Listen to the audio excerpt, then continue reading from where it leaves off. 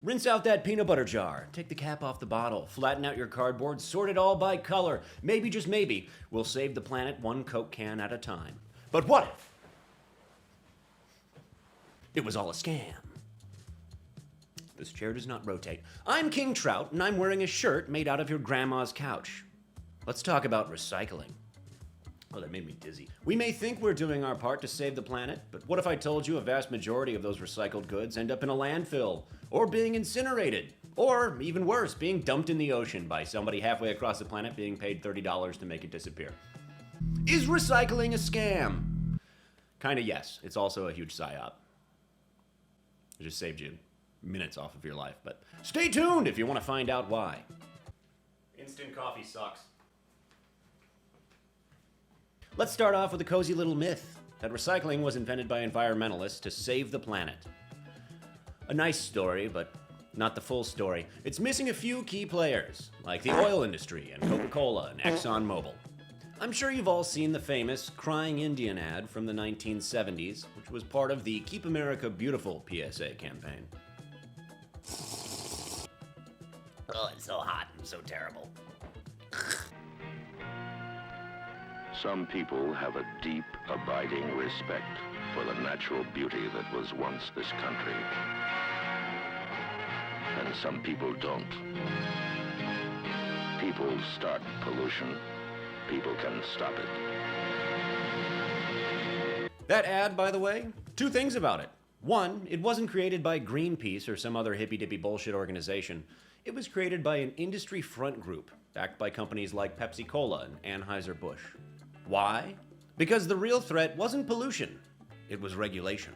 And two, the Native American man in that advertisement, Iron Eyes Cody, is a Sicilian-born actor. He's Italian. You couldn't tell by looking at his face. But that's neither here nor there. In the 1970s, these companies wanted to continue to sell their products in disposable packaging because it's incredibly cheap and incredibly convenient. But they had to shift the blame. A brilliant PR move. It's your fault the planet's dying, not ours for selling 200 billion plastic bottles a year. Enter recycling. Let's get one thing straight. Plastic is the problem. Aluminum and glass are considered 100% recyclable.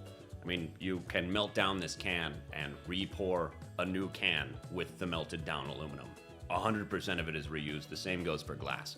Plastic, that's not exactly the case. Plastic doesn't biodegrade. It doesn't go away. It can be weathered down into what is called microplastics, which are the tiny particles of plastic that your balls are currently full of. Despite the little triangle symbol on the bottom of most plastic bottles, which was designed by a college student as part of a contest, and he was paid $0 for. That's an aside that has nothing to do with what we're talking about. Most plastic cannot be recycled in any meaningful way. Oh, son of a bitch. Don't tell my wife. This bottle of dish soap, for example, I just grabbed off the counter because it's plastic. I don't know if you can see it in there. My shaky caffeine-fueled hands. It's the number 5 in a little recycle triangle. What does that number mean? Well, it's an industry code describing what kind of plastic that part of the bottle is made out of. Now, certain kinds of plastic, especially number 3, number 6, number 7, are almost entirely impossible to recycle economically at all. But they still throw that little triangle around them. Why? To make you feel good. I mean, it's just dish soap. She can't be mad I got that on the floor. Only a tiny fraction, number 1, PET, and number 2, HDPE, plastics have any shot at being recycled. Essentially, soda bottles and milk jugs. The rest, it's just there to make you feel good. Feel good. Really, probably should be on ADHD medication. When polled, nearly a third of Americans say that they do recycle. Whether or not that's true, who cares? The point is, America produces the largest amount of waste of any country in the world. Now, with a third of Americans recycling that massive amount of waste, recycling centers are incapable of keeping up. Since it's taken off since the 1970s, there's been an ever-growing mountain of recyclables that we're incapable of dealing with presently. What solution did our boomer politicians find for this problem? Well, they're boomers, so the only solution they're capable of coming to is outsourcing. Yes, for decades, the solution was simply to ship our recyclables to places like China. Out of sight, out of mind. And China, being the ecologically sound nation that they are, properly recycled them. China and Indonesia alone are responsible for around 5 million tons of plastic waste ending up at sea each year. That's 1/3 of total plastic debris in global waters. Just kidding, they lit them on fire or dumped them in the ocean. Then in 2018, China pulled the plug. They banned most foreign waste imports under something they called National Sword, which roughly translates from Mandarin to "stop sending us your fucking garbage." Now it's cold and tastes like garbage. Cities across the US panicked. Some stopped recycling altogether. Most ended up landfilling their recyclables, which, hot take on that. If there are two options for the disposal of American recyclables, and one of them is ship them to China to be dumped in the ocean or burned, or bury them responsibly in American landfills, burying them in American landfills is honestly the better option. Aside from that, though, let's talk about why plastic recycling fails. Money. Virgin plastic made fresh from oil is often cheaper than recycled plastic.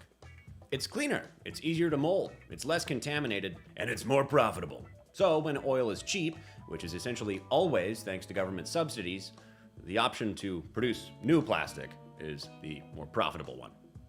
And while I've still got you here, I'm gonna go on a little Trout rant side tangent here in regards to plastic. I truly believe in probably less than 100 years, but 100 years, plastic will be the lead of our generation. It's made of crude oil, which we know is a carcinogen, and it's everywhere. Everything is made of plastic. I'm sitting at a table that's made of plastic.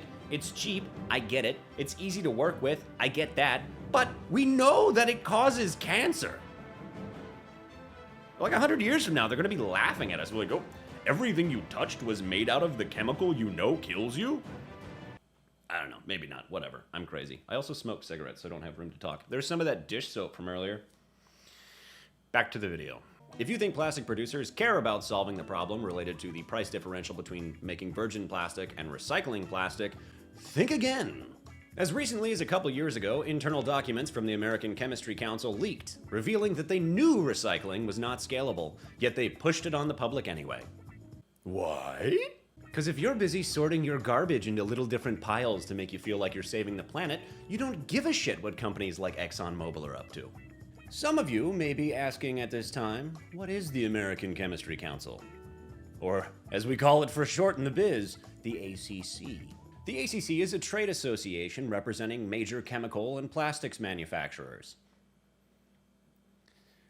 I bet you can see where this is going. For decades, the ACC has been at the forefront of pushing the idea that recycling is the be-all, end-all of plastic waste. They've invested heavily in public relation campaigns. Remember public relations? From that other video of mine? You can go watch it here or there. I don't know. The link pops up in different places every time and you complain about that. It's not my problem. Go watch that video after you're done watching this video. Anyway, they've invested heavily in public relation campaigns emphasizing the importance of recycling and the industry's commitment to sustainability. And as a shock to literally no one on the planet, the trade organization representing a multi-trillion-dollar industry has been up to some shady shit. In recent years, the ACC has come under fire for allegations that it knowingly overstated the effectiveness of recycling programs. Despite what they've claimed publicly, the actual recycle rate for plastics in the United States has never gone above 9%. The ACC has also been a staunch advocate for what they call advanced recycling techniques, including chemical recycling, but critics argue that this is just a smokescreen to divert from the actual problem, which is the mass overproduction of single-use plastics. They actively know that they're overproducing single-use plastics because it's incredibly cheap and profitable for them, while simultaneously lying to the American public and convincing us that it can all just be recycled. Don't worry about it. In some cases, the ACC has even taken legal action to prevent the disclosure of documents related to the overstatement of the efficacy of recycling. Shocking.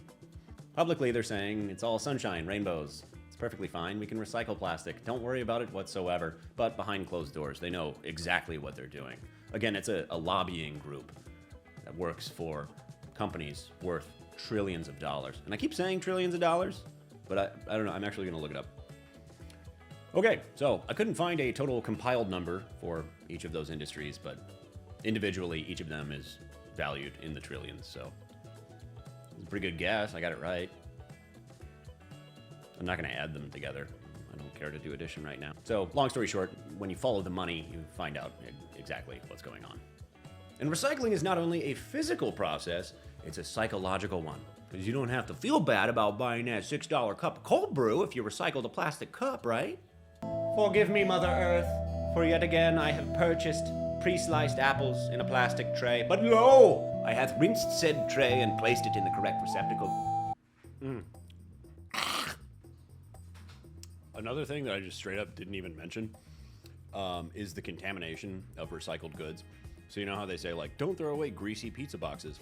If one person in the entire truckload was being a lazy piece of shit, which everybody's done this, and they throw a greasy pizza box into the recycle bin, when they go to sort the recyclables, when they find out that load is contaminated, they'll just send it all to a landfill.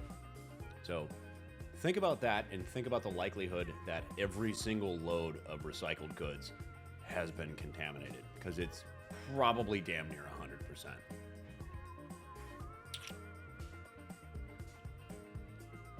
Have you noticed I really don't care anymore?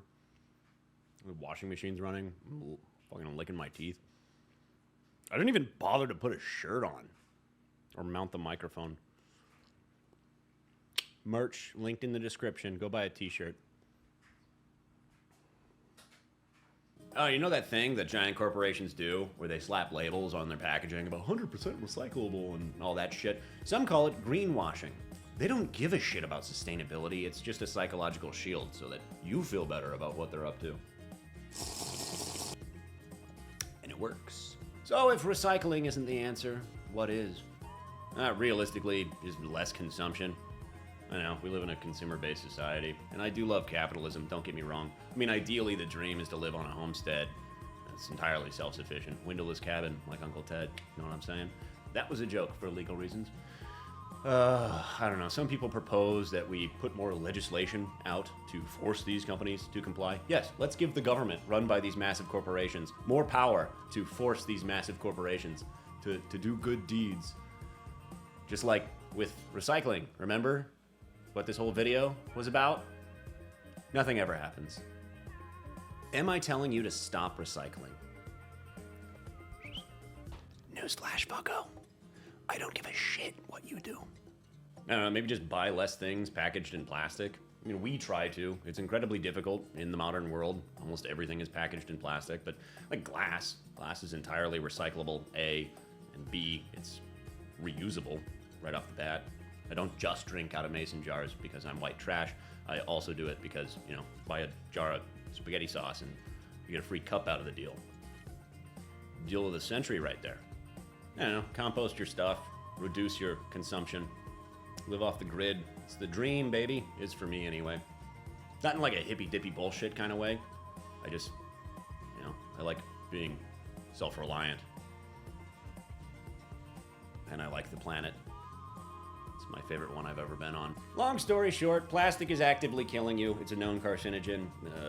Recycling is a PsyOp scam by big oil so that they don't have to take any responsibility upon themselves and can continue to make money. And 3, speaking of making money, I'm just using this YouTube thing to profiteer so I can afford that little homestead I was talking about earlier. Anyway, I've been King Trout. Go outside, touch grass, talk to a girl, call your mom, whatever. I'll see you when I see you. Bye.